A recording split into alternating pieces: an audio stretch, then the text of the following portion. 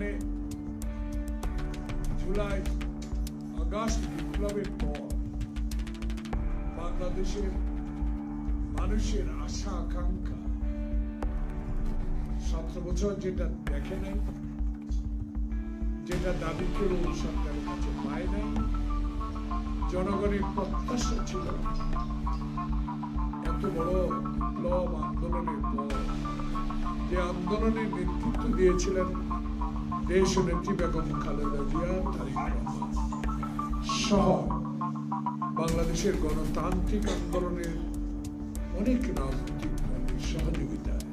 বৈষম্য বিরোধী ছাত্র আন্দোলনের এই সফলতা আমরা আশা করেছিলাম। যিনি এই যমুনায় থাকেন তার উদ্দেশ্যে কয়েকটি কথা আমি ঢাকাস্থ সেনবাগ জাতীয়তাবাদী ফোরাম, যেটা অনেক